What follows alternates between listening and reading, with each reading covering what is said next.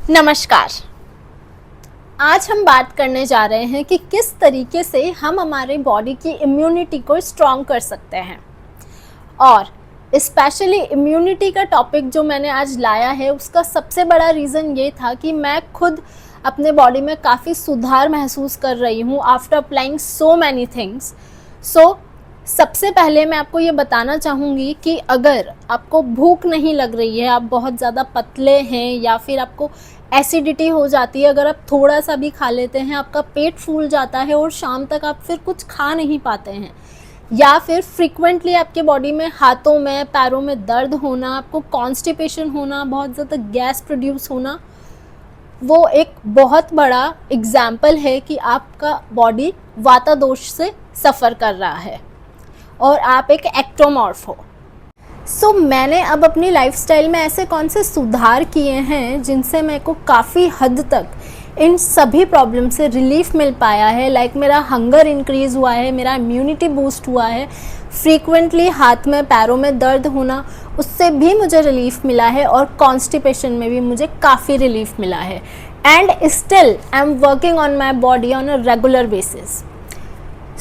ये वीडियो आपके लिए है, आप अंत तक बने रहिएगा। अब पहली चीज़ है जो सबसे स्ट्रॉन्ग और पावरफुल, और सबसे पहले मैंने वही करना स्टार्ट किया है, वो है खाने के साथ एक कनेक्शन बिल्ड करना।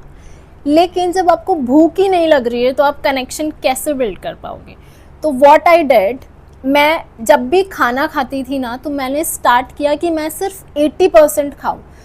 अब मुझे भूख ही नहीं लगती थी, तो मेरे लिए 80% हो सकता है कि मैं एक रोटी खाती थी ना, तो मैं आधी ही रोटी खाती। तो ऐसा मैंने फ्रीक्वेंटली करना स्टार्ट किया, और within a week I have realized कि मेरी हंगर इंक्रीज़ हुई क्योंकि जब मैंने कम खाया तो वो कम खाना जल्दी डाइजेस्ट हो गया और मेरे को फिर से भूख लगने लगी। अब इसके साथ मैंने एक और सबसे स्ट्रॉन्ग चीज़ ये करी कि जब भी मैं खाना को खाती थी तो मैं ग्रेटफुल होके, बोलते हैं ना कि माइंडफुल ईटिंग करो, आपको खाना खाने से पहले एक लॉन्ग ब्रीद लेनी है, उसके बाद आपको भगवान को थैंक यू बोलना है और उस खाने को अप्रिशिएट करना है। तो आज ये है कि आज मुझे रोटी एंड सिंपल आलू फली की सब्ज़ी, जो आपको बोरिंग साउंड कर सकती है, मेरे लिए वो भी अमेजिंग है। क्योंकि जब पापा कहते थे ना कि तुम्हें खाना अच्छा नहीं लग रहा तो मतलब तुम्हें भूख नहीं है, तो वो समझ आ रहा है कि वो कितना सही थे। थोड़ा सा धीरे खाने की कोशिश करना है, और टीवी और मोबाइल का यूज़ तो मैं बिल्कुल करती ही नहीं हूँ। और इससे एक चीज़ और हुई है कि लाइक पहले जब मैं कुछ खाती थी ना, लाइक मैंने अभी एग्जांपल दिया, आलू फली की सब्ज़ी प्लस रोटी अगर मैं पहले खाती थी तो मुझे लगता था कि यार ये बहुत सूखा पड़ रहा है, कुछ पीने का चाहिए बीच बीच में, चाहे पानी पी लो, कुछ भी पी लो। लेकिन जब आपकी बॉडी में इनफ, मतलब आपके माउथ में जब इनफ सलाइवा प्रोड्यूस होता है ना, तो आपको कभी भी कोई खाना सूखा लगेगा ही नहीं। हमारा लाइफस्टाइल ऐसा हो गया है ना कि हमारी आदतें 40-50 इयर्स के जो लोग हैं उनके जैसी हो गई है। क्योंकि ये सूखा पड़ना एंड ऑल, ये तो मेरे नाना जी कहते थे कि ये सब चीज़ें तो हमारे साथ अब होने लगी है, जब तुम बोल रहे हो कि तुम्हें अभी से होने लगी है।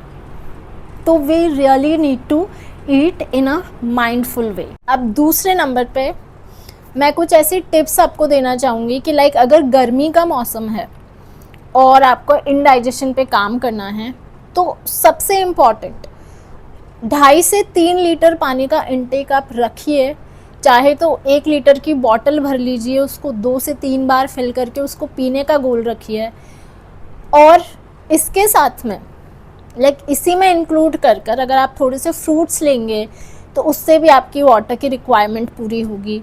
और अगर आप याद है, पहले हम लोग नींबू पानी पिया करते थे, गन्ने का जूस पिया करते थे, ऑरेंजेस एंड नारंगी ये सब खाया करते थे, तो इससे हमारी बॉडी में इलेक्ट्रोलाइट इम्बैलेंसेस नहीं होते थे। जब इलेक्ट्रोलाइट इम्बैलेंस होता है तो आपको लूज़ मोशन हो सकते हैं, या फिर फ्रीक्वेंटली आपको बार बार टॉयलेट जाना पड़ सकता है, या फिर उससे इन्फेक्शन होने की वजह से आपको यूटीआई हो सकता है, यूरिनरी ट्रैक इन्फेक्शन, जिससे मैं बहुत ज़्यादा सफ़र कर रही थी। तो आप पानी के इनटेक पे काम कर सकते हैं, और चिया सीड्स या सब्जा सीड्स का पानी आप ले सकते हैं।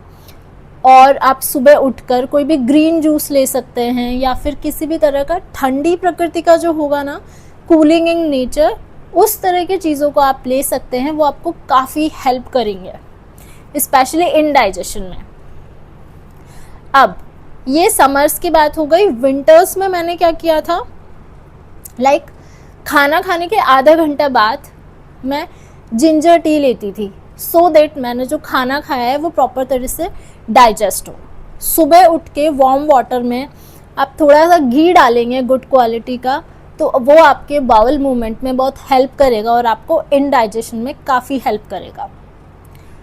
तीसरी चीज़, दिन भर में कभी भी एक टाइम पे आपको सिप सिप करके पानी पीना है, 1 कप पानी, जस्ट खाना खाने के बाद, या फिर कभी भी आप ले सकते हैं। वो भी आपके बॉडी के अंदर के खाने को डाइजेस्ट करने में बहुत हेल्प करेगा।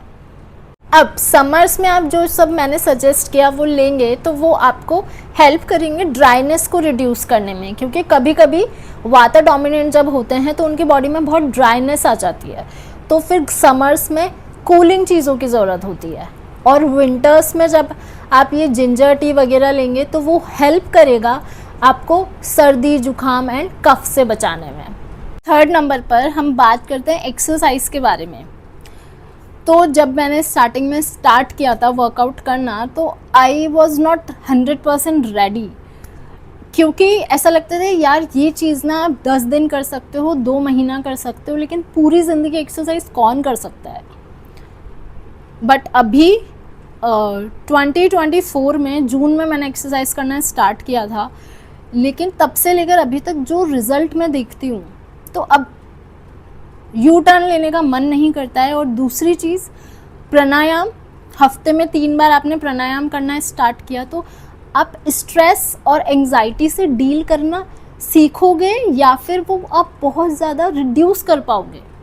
और ये दोनों चीज़ें ही बहुत ग्रेट है। जब आप जिम में वर्कआउट करते हो वो बहुत हेल्प करता है स्ट्रेंथ बिल्डिंग में, कॉन्फिडेंस बिल्डिंग में, एंड इन एवरीथिंग। और तीसरा, जब आप प्राणायाम करते हो तो आपको बेटर स्लीप भी मिलती है, क्योंकि प्राणायाम ऐसी चीज़ है जो आपको एकदम आपके पैरासिम्पैथेटिक नर्वस सिस्टम को एक्टिवेट करती है। हम इतना स्ट्रेस और इतना एंजाइटी, इतना वर्कलोड, इतना करियर, इतना होम एंड फूड का टेंशन लेके बैठे हुए हैं ना, कि हम अपने बॉडी को काम डाउन कर ही नहीं पाते हैं। तो उसके लिए सबसे इम्पॉर्टेंट मुझे लगता है प्राणायाम है, जिसमें अनुलोम विलोम है, भ्रामरी है, और आप कर सकते हैं पावर ब्रीदिंग। और ब्रीदिंग को 1 मिनट तक होल्ड करने वाली एक्सरसाइज भी सबसे इम्पॉर्टेंट है। और दूसरा, वर्कआउट के बारे में अगर मैं बात करूँ तो उसने मेरे मसल मास इंक्रीज़ करने में हेल्प किया है, और स्ट्रेंथ बिल्डिंग में हेल्प किया है, और जो मेरे पैरों में दर्द होता था उसमें भी ऑब्वियसली उसने हेल्प किया है। तो डेफिनेटली आप ये सभी चीज़ें ट्राई कर सकते हैं। और अब मैं नेक्स्ट वीडियो में आपको और भी अपने एक्सपीरियंसेस शेयर करूँगी, लेकिन ये ज़रूर याद रखिएगा, एवरीबॉडी इज़ यूनिक। तो हो सकता है कुछ चीज़ें आपको सूट करें, कुछ चीज़ें आपको सूट ना करें, लेकिन आप ज़रूर ट्राई कर सकते हैं अगर आपको भी यही सारी प्रॉब्लम फेस हो रही है तो। I am a health and wellness coach Prachi Vijay. बने रहिएगा। Thank you.